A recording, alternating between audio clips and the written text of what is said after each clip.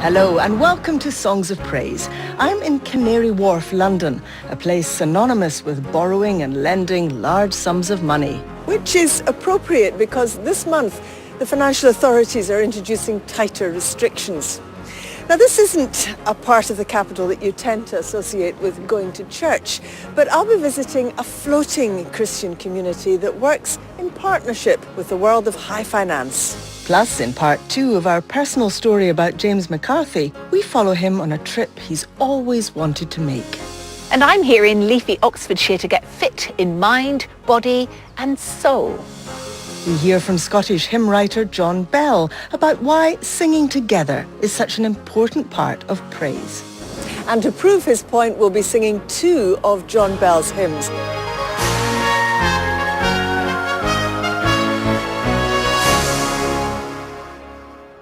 Let's begin just a few miles from here at the Salvation Army's Training College with an uplifting hymn to chase away those January blues.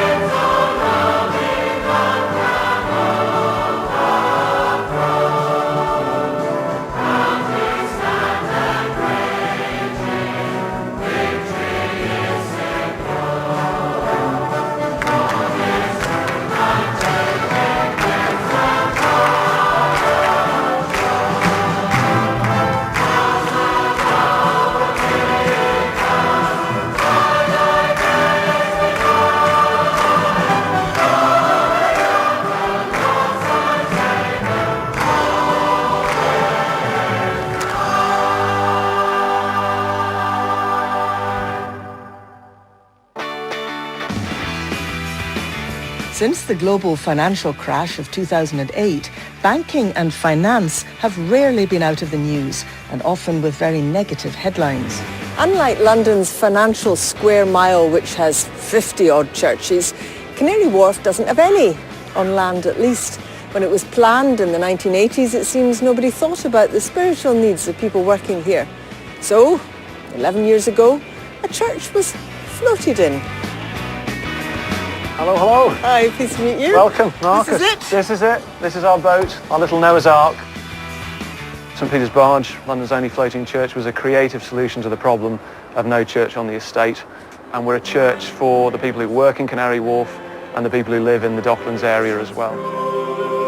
Certainly I go to church on a Sunday, but I commute in from quite a long distance, so I can't do that easily in the week. The strength of the mighty God defend you. the love of the everlasting The Bible has got a lot to say about how those who are rich need to treat those who are less well off. And so those who are rich have a real responsibility to help the poor, to care for them. Amen. Jesus certainly hung out with rich people, the financial people of his day, the tax collectors, who many other people didn't want to touch with a barge pole, if you'll excuse the pun. He spent a lot of time with them. But when they came to follow him, he would challenge them about what they did with their money. In this room, there'll be some amazing achievements. But actually, all of that is secondary if we've neglected and ignored the one who should mean more to us than any other. Our loving Creator. Some of the values we learn are values like being good to your fellow man, being kind, showing love to others. You probably wouldn't hear the word love in the office much, but, but you can still show love, like being considerate of others. Canary Wharf is such a great centre of commercial power and what people can achieve in this life, and it's great to come to a place which focuses on beyond this life. Glory to God in the highest. Jesus said, he said, out of the heart of people comes evil thoughts, greed. His favour rests. That was the problem they had in the first century in Jesus' day as well. Everyone was pointing the finger at the tax collectors. We do need to address issues there, but we need to point the finger at ourselves as well and say, what's in my own heart? And what about my own greed, my own coveting? And Jesus has come to deal with me as well.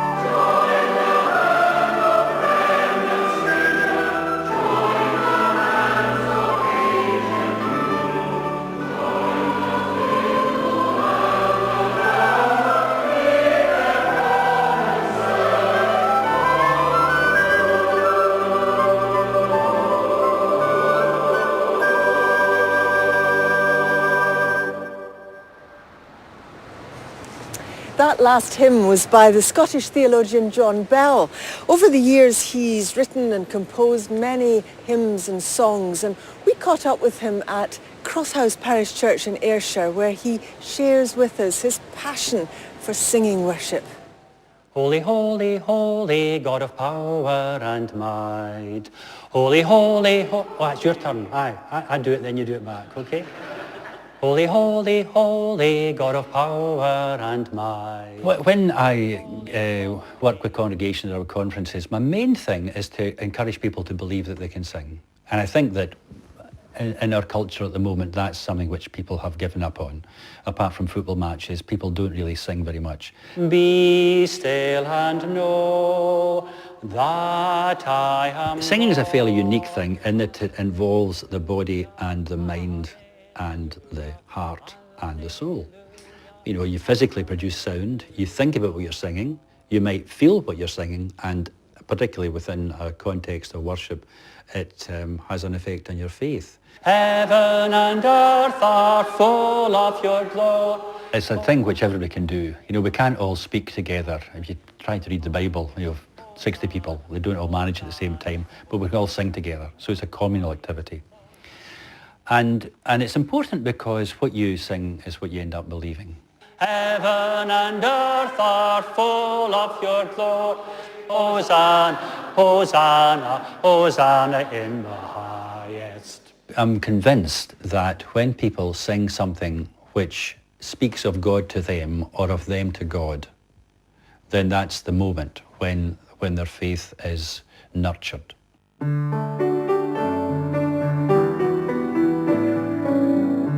I'd never any designs to be a great composer, that's not my gift.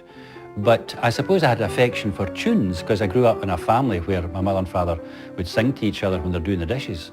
And singing was something which my brothers and I just naturally took to. And because I could read music and had an interest in music, I became an organist in a wee country church when I was 14. But I was twice told that I couldn't sing by two music teachers. And that put me off music for a long time. And it wouldn't be until my late 20s that I came back to it.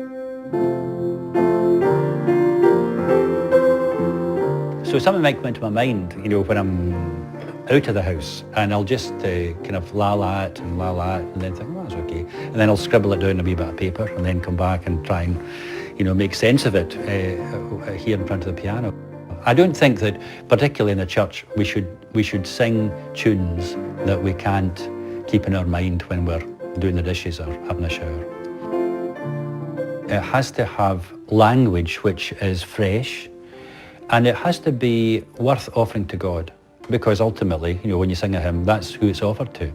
And you don't want to give God a kind of second-rate, badly wrapped present. You want something which is worthwhile and which is treasured.